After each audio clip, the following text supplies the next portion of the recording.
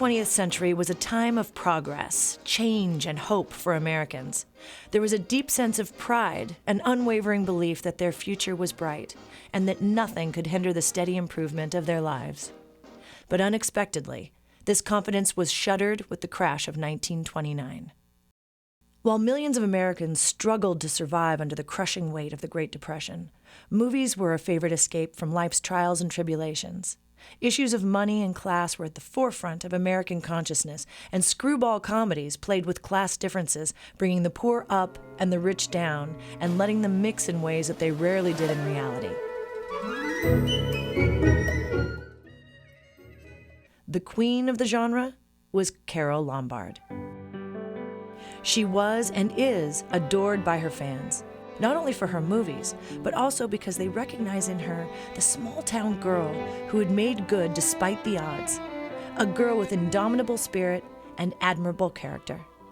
This is her untold story, the story of a remarkable woman who touched the hearts of all who met her, the story of a woman who at every step thought about how to help those who crossed her path.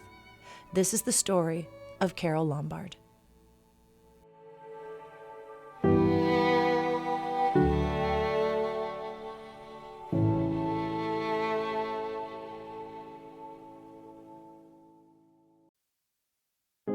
Carole Lombard's mother, Elizabeth Knight Peters, nicknamed Bess, was among 3 sisters from the affluent Knight family of Fort Wayne, Indiana. Bess had appeared in some of the minor theatrical productions and had caught the eye of the son of a local hardware company owner, Frederick Peters.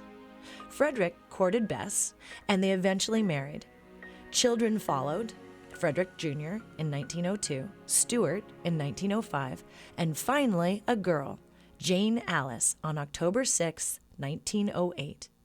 Jane Alice, who later in life would take the stage name Carole Lombard, was born at this house at 704 Rock Hill Street. Bess was active in the Fort Wayne community. During the flood of 1913, Bess's fortitude made a permanent impression on her daughter. Amid chaos, Bess was a leader, masterminding the logistics of evacuating and hosting refugees. Helping others became an integral part of Carole's philosophy of life. In the meantime, Bess's husband, Frederick, had been a victim of a workplace injury, and it had caused him chronic headaches and irritation. So in the fall of 1914, Bess, in agreement with her husband, moved to California with her children. Among their new neighbors were the Platts. During the same years, an emerging religion had reached America, the Baha'i Faith. Abdu'l-Baha had visited the United States in 1912. Newspapers all over the country reported on the visit. After Abdu'l-Baha's visit to Los Angeles, Mrs. Oral Platt, daughter of Senator James Arkell, and her husband Arthur had accepted the emerging faith. Bess and Carole regularly attended the meetings in the Platts' home. Mrs. Platt recalls how Carole loved the meetings and helped serving refreshments to the attendees.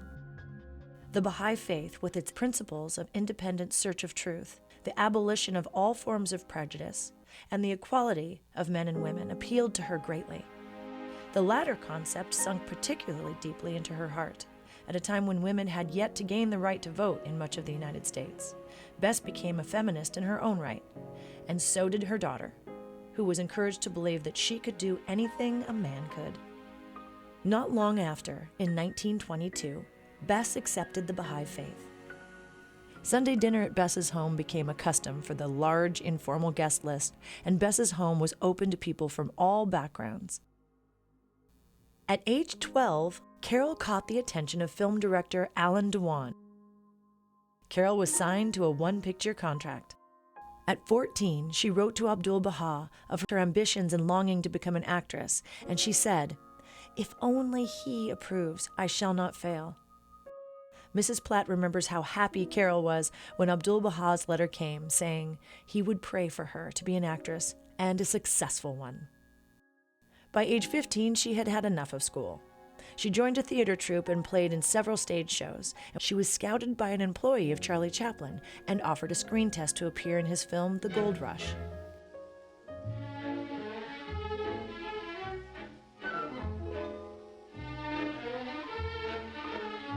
Carole was not given the role, but it raised Hollywood's awareness of the aspirant actress. And a few months later, she did pass a screen test and signed a contract with Fox Films, later to be known as 20th Century Fox. Fox asked her to change her name, and that's when she chose to become Carole Lombard. Her first leading role with Fox was Hearts and Spurs, but she had various smaller parts in movies. She later commented on her dissatisfaction with these roles. All I had to do was simper prettily at the hero and scream with terror when he battled with the villain. Later that year, John Barrymore, the famous Broadway star, called her for a screen test. Carole was cast in his new production called Tempest, and it was a very lucky break. But one evening, while Carole was in the car with a friend, they got into a bad accident. Blood started pouring down from Carole's face, and they rushed her to the hospital. When Bess arrived, she had one look at her daughter's face and realized that there would be no more roles for Carole in the future, and perhaps no more acting at all unless she would act swiftly. She had heard of a doctor who performed an experimental surgery method.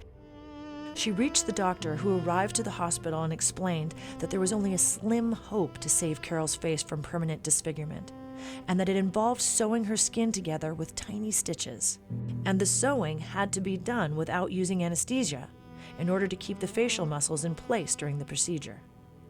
Carole endured 4 hours of surgery without anesthetic, stitch after stitch. Barrymore was forced to drop her from his movie, and Fox canceled her contract. After 6 months on a liquid diet, she was finally out of the hospital. A 4-centimeter scar would always be with her as a reminder of that ordeal. The accident restructured Carole's personality, bringing her to thinking more deeply about life and her actions. And when she returned home, she told a concerned friend, Isn't it better to have a scar on your face than on your soul? The tragic experience bonded mother and daughter even more, and from then on, they were always side by side. I have a most satisfactory parent. Her idea on bringing me up was that I should be permitted to have and do the things that would make me happy. So many girls have had to forget their families in order to follow stage or screen careers. But my mother never made it difficult for me. She was always there to cheer when I won. My mother is the most interesting lady I know, and the most generous and considerate. We respect one another. In early 1927, Carole tested with Max Sennett, who was looking for a leading girl for his Sennett Bathing Beauties, and he put her under contract. Working with Sennett gave Carole her first experience in comedy and provided valuable training for her future work in the genre. Carole Lombard, the actress, was born. Another aspiring actress at Sennett Comedies was Madeline Field, or Fieldsy, as Carole called her. The two girls had become friends during high school. After the Max Sennett Comedies, Carole's career picked up, but Fieldsy's didn't. But Carole was not going to let her best friend down, and she asked Fieldsy to be her business manager. But Fieldsy flatly refused to accept any money because she couldn't type or take dictation. Carole solved that problem in her own way. She arranged for typing classes, hired a dressmaker, and refused to let Fieldsy leave until a new wardrobe had been completed. The two would live and work together for many years to come. In 1928, Pathé Exchange began casting Carole in feature films. Carole was elevated from supporting player to leading role. By now, the film industry was moving from the silent era to talkies. While some stars' careers ended because of heavy accents, poor dictation, or voices just unsuitable to sound, Carole's light, breezy, lovely voice enabled her to transition smoothly during this period. Sure we have. Of course. We don't owe them a thing, do we?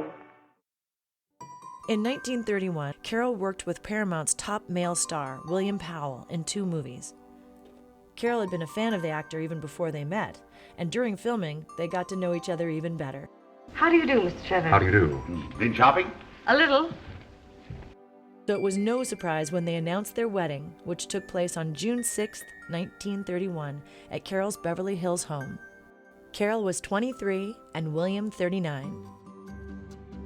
Carole and William Powell were actively present in the jet-set Hollywood life. The marriage with Powell didn't last very long, though.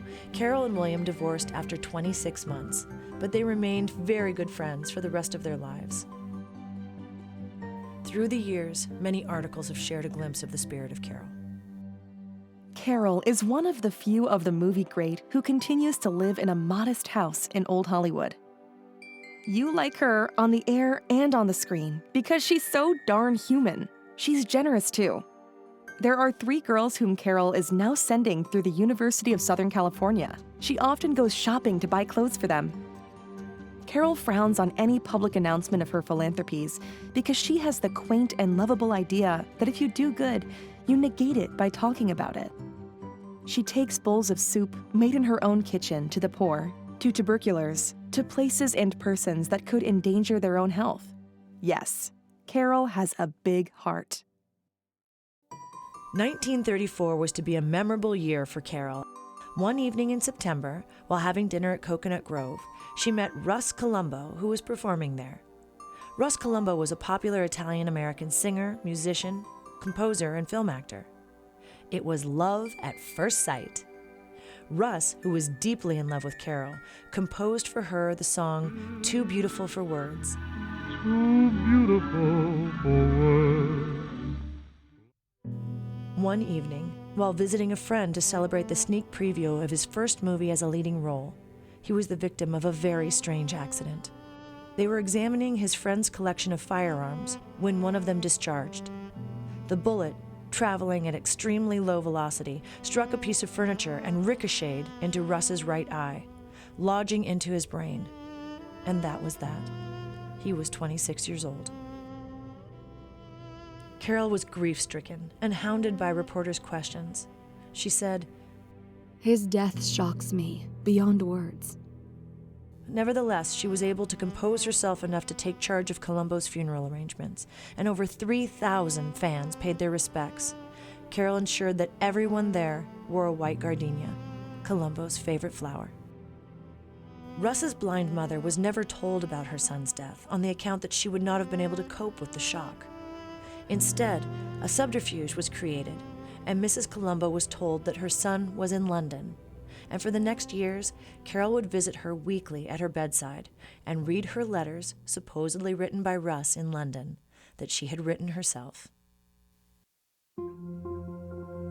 Carole was a sport lover, and she started spending her mornings on the tennis courts. Carole's tennis coach was Eleanor Tennant. Eleanor talked to Carole about one of the young students that she had taken to heart, Alice Marble. In 1934, while playing in France, exhausted, Alice fainted during a match. When she returned to the United States, she was diagnosed with tuberculosis and sent to a sanitarium for treatment. But she was not getting any better, and her energy had gone. She despaired that she would never compete again. After hearing Alice's story, Carole took pen to paper and wrote her a letter. Dear Alice, you don't know me, but your tennis teacher has told me all about you. Once, I thought I had a great career in front of me, just like you thought you had. Then one day I was in a terrible automobile accident. Doctors told me I was through. But then I began to think I have nothing to lose by fighting, so I began to fight. Well, I proved the doctors wrong. I made my career come true, just as you can, if you'll fight. If I can do it, so can you. Through the years, Carole and Alice would develop a sister-like bond, an intuitive understanding of each other. Carole Lombard, who was a great part of my life. Carole was like an older sister. She taught when I had TB, and I was at a sanitarium, and she was having lessons from Teach. She wrote me a letter saying, if I can do it, you can't, because she'd had this terrible car crash and had numerous stitches in her face. And so it kind of encouraged me. Carole would take an intense interest in everything that Alice did. She would pay for her studies and for her clothes, and slowly, Alice would be able to return to tennis, with Carole courtside at every opportunity. Carole's place was a haven for us, and it was just a very casual, lovely place to go. Teach, Tennant, my teacher, and Carole's mother, Petey, were interested in all the Everything from the Baha'i teachings to every kind of religion you can imagine. She'd been such a person in my life. Yeah. I mean, after I got out of the TB sanitarium, I was fat, I had acne, I didn't know much about clothes. She helped me with all these things. I later sent me to USC learn the history of design, and I eventually had my clothes for about 25 years, tennis clothes and sports clothes that I designed, thanks to Carole. And she sent me to a dermatologist, never let me pay her back. In the following 4 years, Alice Marble would win 18 Grand Slam titles, including 1 Wimbledon and 4 U.S. Championship singles. The year 1934 marked a high point in Carole's career. 20th Century showed Carole's true comedic talents and proved to the world what a fine actress she really was. Her co-stars that year were among box office elite. Good night, lovely little lady. I must say adieu to you and your loveliness.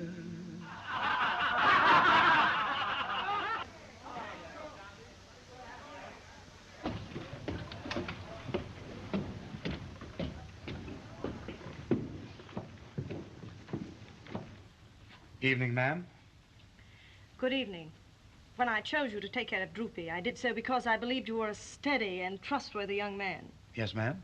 But when I see you wrestling the poor creature all over the deck, I begin to believe... I wasn't wrestling with her. Why, I saw you. She was wrestling with me. Does she know? You gonna tell her? Not exactly. Not for a long time. When she's used to being with Mrs. Crane and away from us. Mommy. Look. I got it dirty already. Sure. Ah! Look where you're going. Yes, madame. I suppose you think it's funny breaking up my wedding. Yes, madame. What? Slow down. What do you mean by going 60 miles an hour? Do you want to kill me? Yes, madame. By the way, Princess, where are you going? We go to Hollywood. To see the stars? No, to be the stars. We go to make a picture. You're going to act in the picture? We have a contract. The contract says we act. We say nothing. Have you a favorite movie star, Princess? Oh, yeah. Would it be a male star? Oh, sure. If the question isn't too personal, his name? We tell you, Mickey Mouse. Carole's success continued when she was recruited by Universal Studios to star in the screwball comedy My Man Godfrey. Humorous yet poignant, the plot revolves around the life of an upper-class family during the Depression in New York City.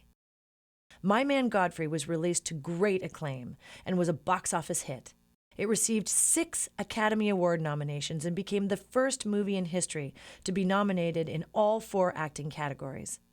Carole was nominated as Best Actress. Do you think you could follow an intelligent conversation for just a moment? I'll try. No, that's fine. Do you mind telling me just what a scavenger hunt is?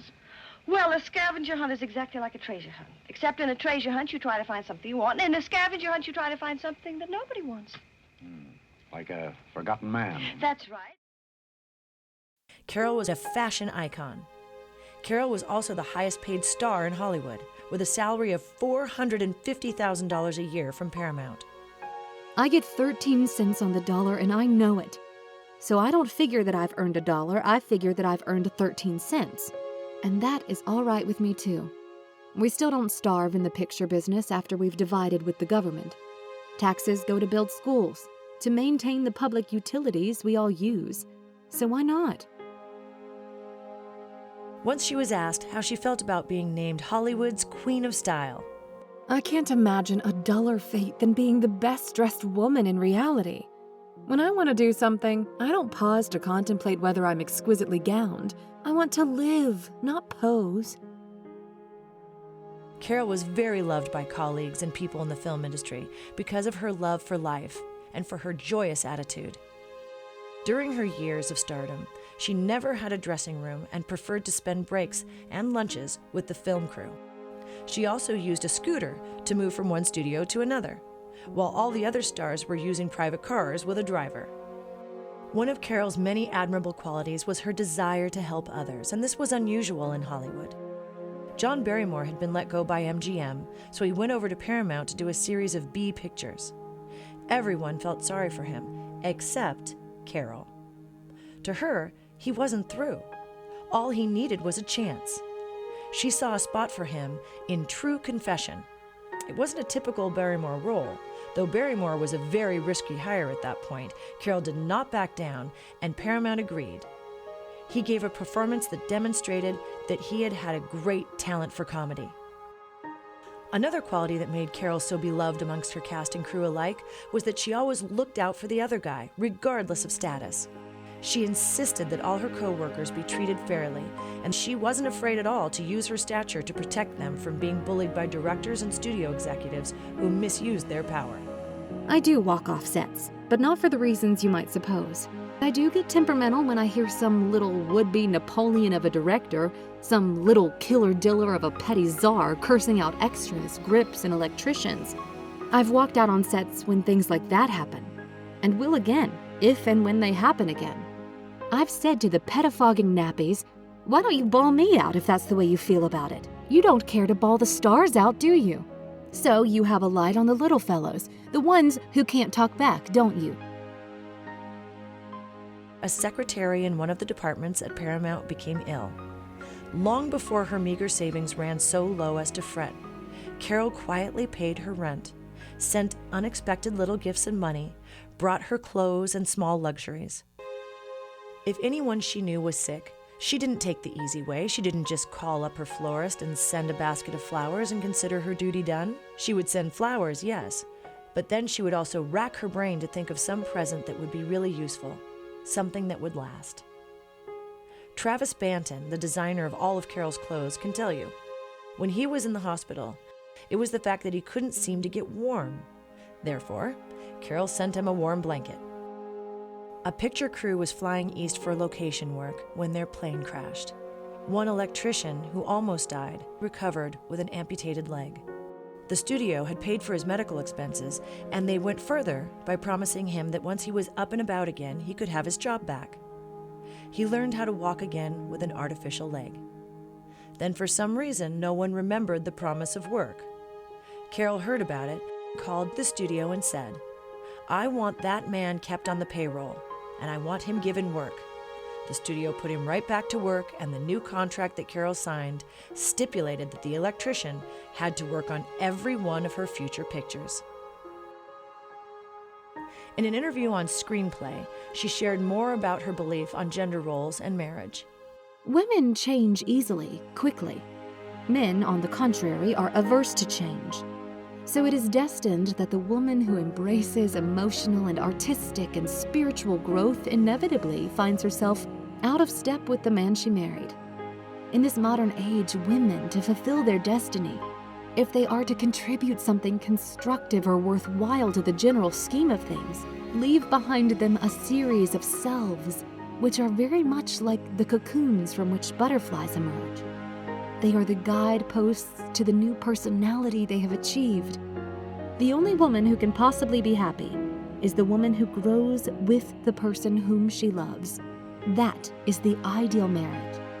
That is the only marriage which can make a woman happy. For today, every woman must grow to keep alive. If she doesn't, she becomes a martyr to marriage and is unhappy because her growth is stunted. Fools for Scandal was the only film that Carole made in 1938, because by this time she was devoted to a new relationship. Clark Gable, an Oscar-winning actor, was often called the King of Hollywood. Gable had had a difficult childhood. His mother had died when he was just 10 months old. After a long way to stardom, he was known for his macho roles and personality, a facade that he had put on to protect himself from being hurt. Carole could see Clark and love him for what he was, with all his vulnerabilities. And finally, Clark could just be himself with a woman and not have to pretend. Clark had not known anyone like her, someone with so much energy, who laughed all the time, and somebody who was able to love him as an equal. Gable and Clark eloped in Kingman, Arizona on the 29th of March, 1939. Just married, Hollywood's famed newlyweds, Clark Gable and Carole Lombard, arrive at her home in Bel Air after a surprise 750-mile round trip to Kingman, Arizona, where they co-starred in the climax of a real-life romance. It's during that happy year, in March 1938, that Carole Lombard officially declared to be a Baha'i. The couple, both lovers of the outdoors, bought and lived in a 20-acre ranch in San Fernando Valley, California, where they kept a barnyard of animals. They nicknamed each other Ma and Pa. For Clark, Carole was fulfillment, a pal and partner in everything. It was a household of gaiety, laughter, corny jokes, and gag gifts. He adored her, thought she was the most exciting, amusing woman in the world. In the same year, Clark would star in the movie that would cement him for posterity as the King of Hollywood.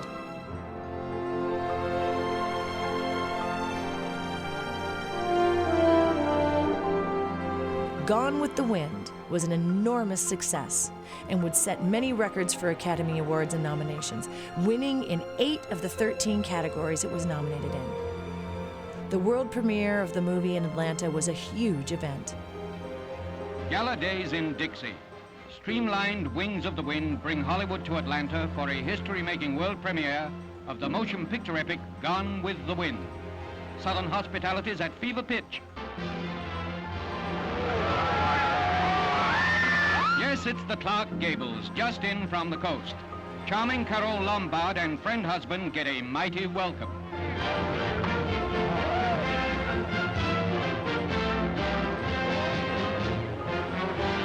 After dark, all Atlanta turns out for the big parade that starts 3 exciting days of celebration. They just can't get enough of the Gables, and Clark is his usual modest self. Ladies and gentlemen, tonight I am here just as a spectator. I want to see Gone with the Wind the same as you do. And this is Margaret Mitchell's night and the people of Atlanta's night. Allow me, please, to see Gone with the Wind as a spectator. Thank you. While continuing with a slower work rate, Carole decided to move away from the comedies and return to dramatic roles. Who watches and reasons who's to live and who's to die. It's not for us to be bitter and criticize his judgment. Carole was a friend of 2 directors, Orson Welles and Alfred Hitchcock. Both directors were competing to have her starring in their upcoming movies. Eventually, she opted to star on Mr. and Mrs. Smith, directed by Alfred Hitchcock, where she directed his cameo appearance. Carole started to think about going into production or into directing, and in those days, there were no women taking these roles in Hollywood. But Carole was a firm believer in the equality of women and men. She often spoke about the establishment of a new social order brought about by the independence of women. December 1940 was a difficult time. The U.S. itself was at peace, but Europe was at war. On the 29th of December, Clark and Carole were invited to the White House. During that visit, they were also invited to be among a selected few to sit in the Oval Office and watch President Franklin D. Roosevelt deliver what would be remembered as one of the most memorable and important speeches of his presidency. We must be the great arsenal of democracy. For us, this is an emergency as serious as war itself. Later on, they thanked President Roosevelt. Dear President Roosevelt, please may we be permitted to intrude upon your crowded moments to express our deep appreciation for the kind hospitality shown to us during our recent visit to Washington. To us, this was a most inspiring and unforgettable experience. Carole's Thanksgiving message that year was published on Movie Mirror magazine. Things I am thankful for being born in the United States, in a country where future is synonymous with hope, not despair. For the unwavering belief that I, in my time, will see greater understanding between the peoples of the world.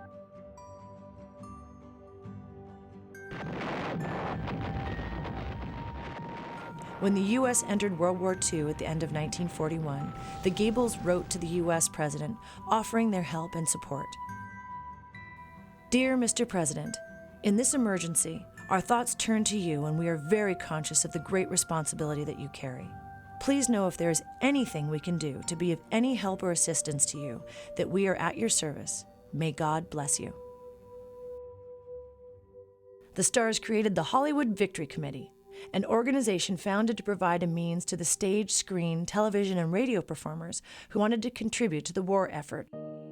Carole was the first actress who was asked by the Hollywood Victory Committee to help with the war bond effort.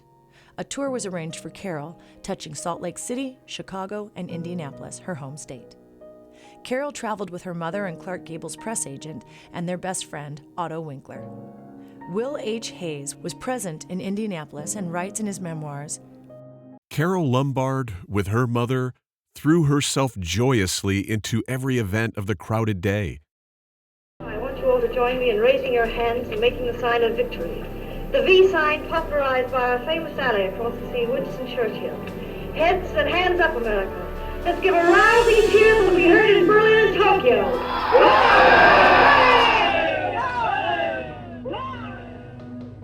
After the flag-raising ceremony, we went to the tabernacle for the big mass meeting.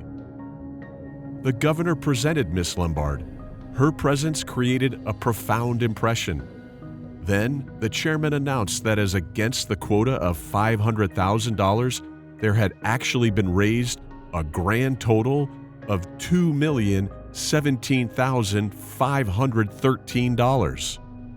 Her party had initially been scheduled to return to Los Angeles by train, but Carole was anxious to return home more quickly and wanted to fly back. Her mother and Winkler were both afraid of flying and insisted they follow their original travel plans.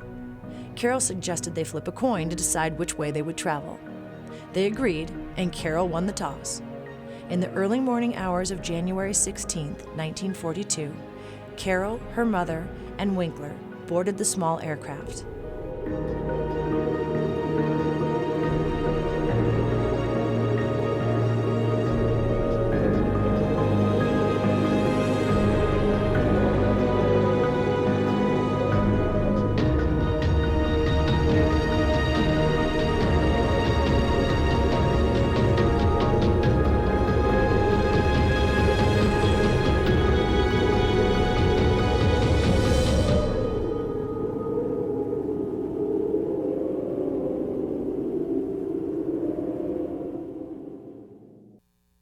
Clark Gable immediately rushed to the crash site.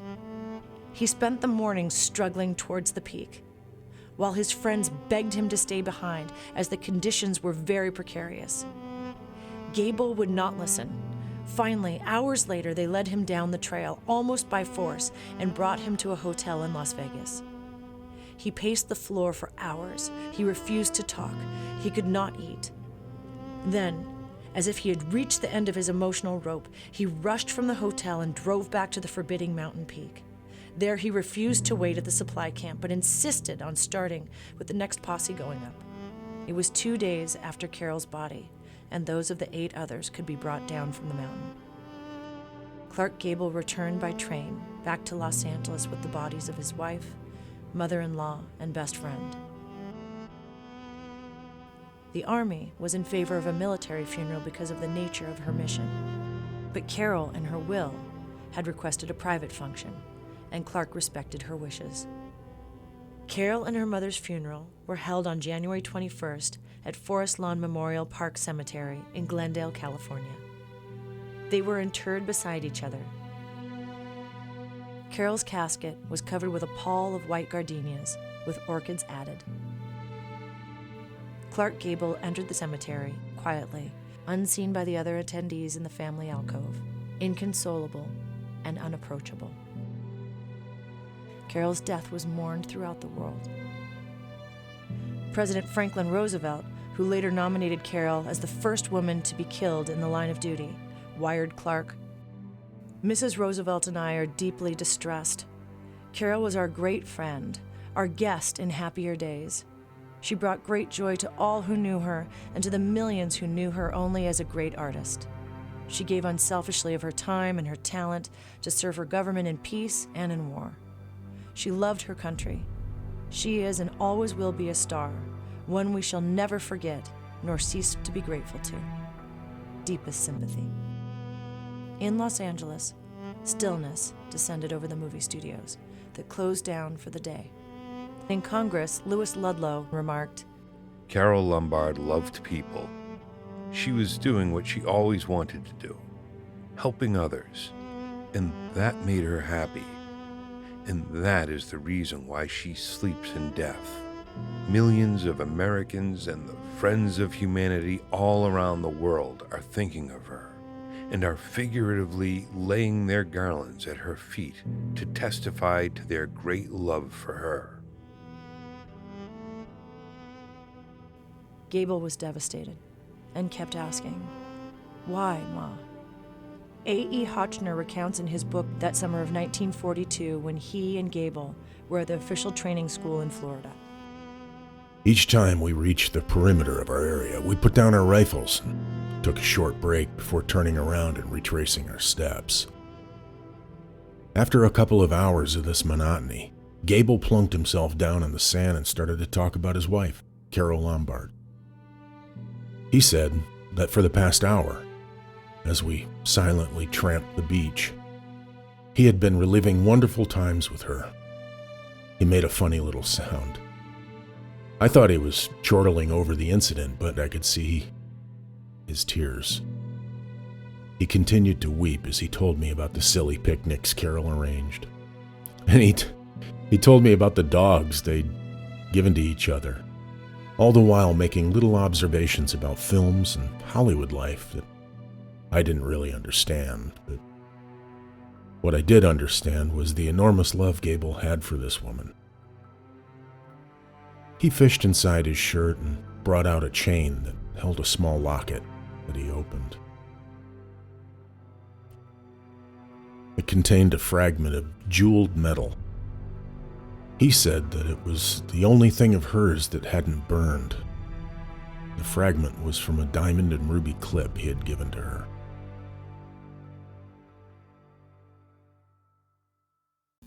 Esther Williams said, "They had an ineffable quality in romance, the ability to have fun together. They were soulmates that thought life was delicious, and they made everyone's life delicious around them." After her death, he was never the same.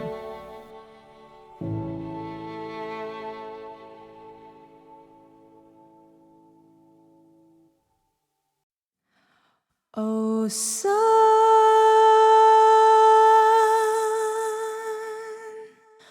of man, oh, son of man,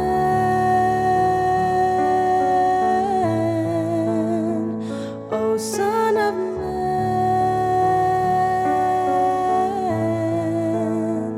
oh, son of man.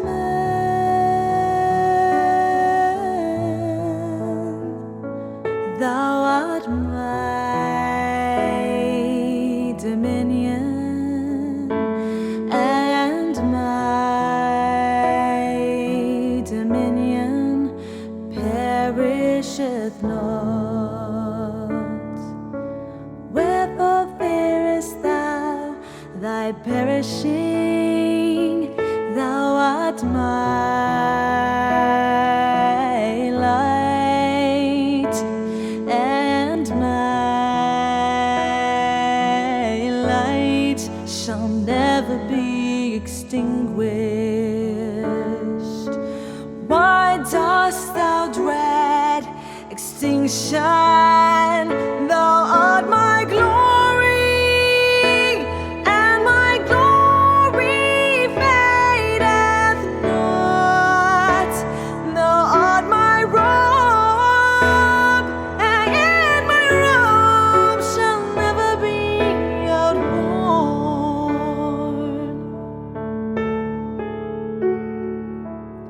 Abide then in thy love for me,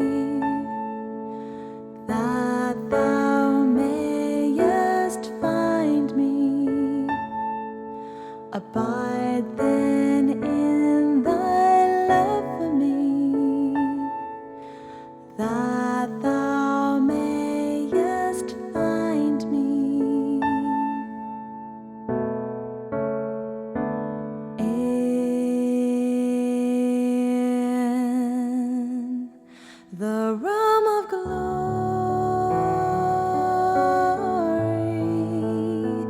the realm of glory,